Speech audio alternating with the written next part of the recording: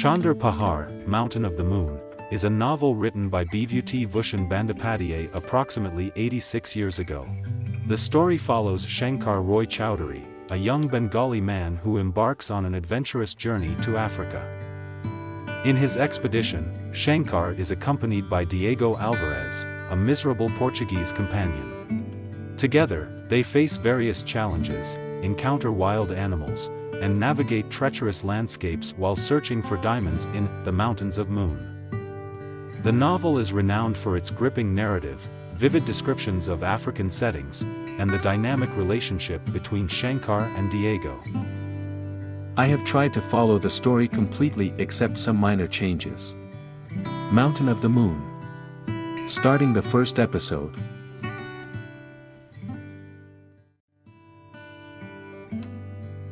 Mountain of the Moon is not a translation of any English novel. Neither it is based on any foreign story of that class.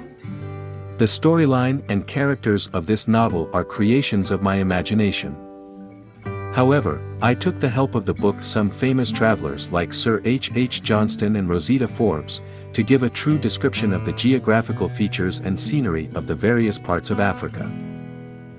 In this context, the Richtersveld mountain range mentioned in this story is the most famous mountain range in Central Africa, and Dinganek, Rhodesian monster, and the proverb of Bunnip is still prevalent in many parts of Zululand. Saint Franco's prayer to the sun used in this novel translated by the late Mohini Mohan Chattopadhyay. Bibhuti Bhushan Bandyopadhyay, Barakpur, Jessore, September 18, 1937.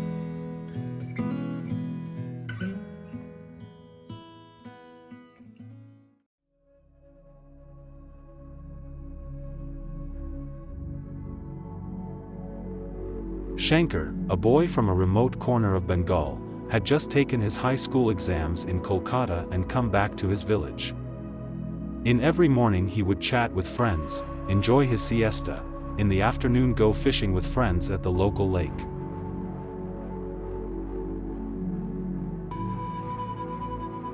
After spending the entire summer like this, one day his mother called him and said, "Listen, Shankar. Your father is not well. How will you study in this situation? Who will pay the expenses? Perhaps it's time you looked for a job." Mother's words set Shankar thinking. In fact, his father had been seriously ill for the last few months. It had become increasingly impossible for his family to pay the expenses in Kolkata. But what could he do? Will anyone give him a job now? Who knows him? At the time we are talking about, 5 years before the First World War. About the year 1909.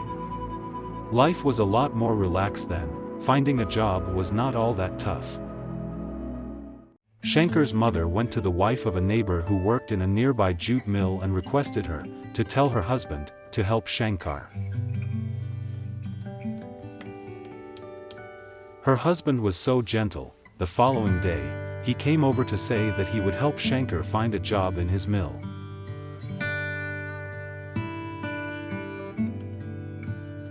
Shankar was not an ordinary child. While studying at school, he was more inclined toward sports and extracurricular activities. He excelled in athletics and secured the first position in a high jump competition.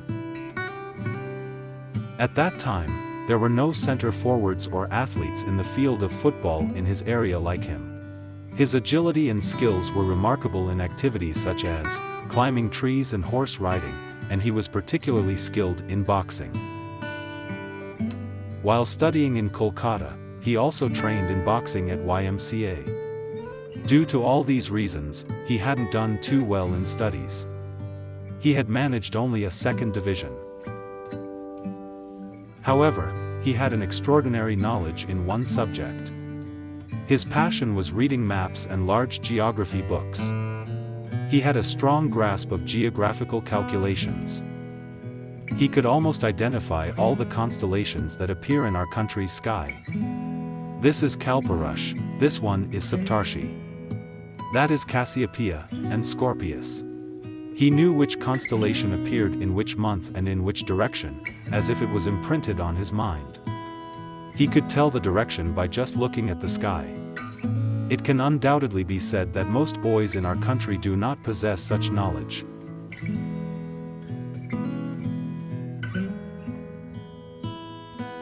When he returned from Kolkata after the exams, he brought all those books and sat alone, engrossed in reading. One can only imagine how he expanded his knowledge during that time.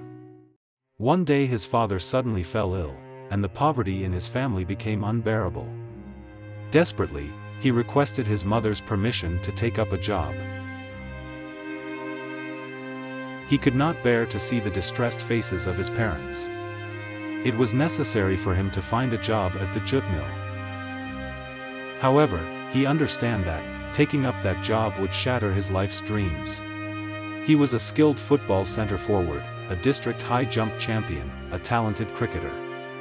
And he could potentially become a jute mill worker. With a pocket filled with leftovers from a nickel-sized book, he would go to the jute mill early in the morning, his footsteps echoing. During lunchtime, he would eat 2 of those leftovers and then resume work, eagerly waiting for the sound of the evening whistle, signaling his break. His young and fresh mind couldn't comprehend the situation. Whenever he thought about it, his entire being rebelled, saying, "The racehorse will eventually turn into a horse-drawn carriage."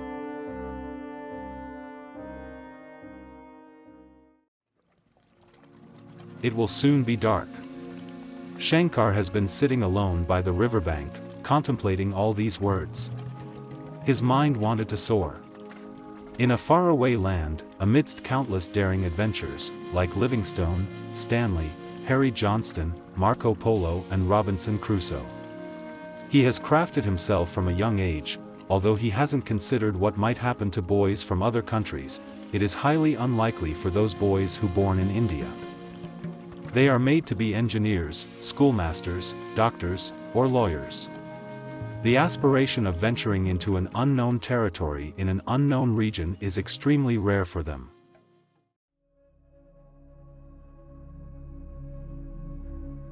On that evening, Shankar sat down to read in the gentle glow of lamplight. He opened the large geography book of Westmark. One section of the book fascinated him. It was a description of the famous African mountain, Mountain of the Moon, written by renowned German traveler Anton Hauptmann. How many times had he read it? How many times had he dreamed that one day he would conquer Mount of the Moon, just like Hauptmann?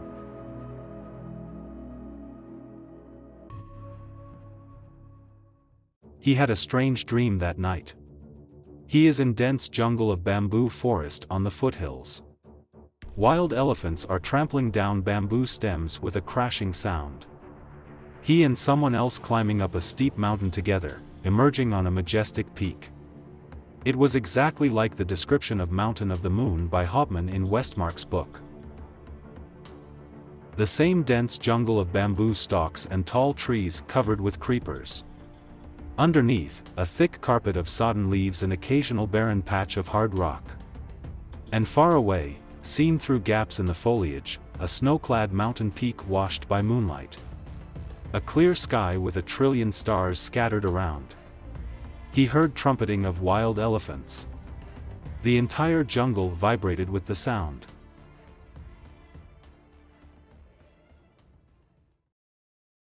It was so vivid. Shankar wakes up, as if with the noise, and sits up on bed. Early morning sunlight has been streaming in through the window. Oh, what a dream it had! Many people say early morning dreams come true. Could his dream ever become a reality for Shankar? There is an old, derelict temple a little away from their village, which was built by a famous zamindar in ancient times. Now, the temple has been looted and plundered, the people and banyan trees replaced by cornices and cornices. But the roof over the altar is still intact. Although there is no idol in the temple, local people perform puja here every Tuesday and Saturday. Women put vermilion and sandalwood paste on the altar. People have great faith in the unseen presiding deity of the temple. They believe prayers made here are answered. That morning, Shankar takes an early bath and goes to the temple. He hangs a pebble on a prop root of a banyan tree in front of the temple and prays. In the evening, he goes there again and sits quietly. There is an abandoned mansion near the temple. People believe the place is haunted, and no one came near. But Shankar, in the solitude of this deserted mansion courtyard, enjoyed sitting quietly in the forest. Today, he had managed to erase the stain of his morning dream from his mind. While sitting in this forest, Shankar was reminded of that image again and again: the rustling of bamboo branches broken by the elephant herd, the dense forest with leafy vines hanging high on the mountain, and the snow-covered peaks of the mountains, like a boundary indicating a realm of dreams. He had seen so many dreams in his life, but never had he seen such a clear dream image. No dream had etched such a deep impression in his mind. But it is all make-believe, just an illusion. The real mountain of the moon would always be beyond his reach. Could a mountain of the moon ever come down to the earth? He would have to work as a clerk in a jute mill. It is his inescapable destiny, isn't it?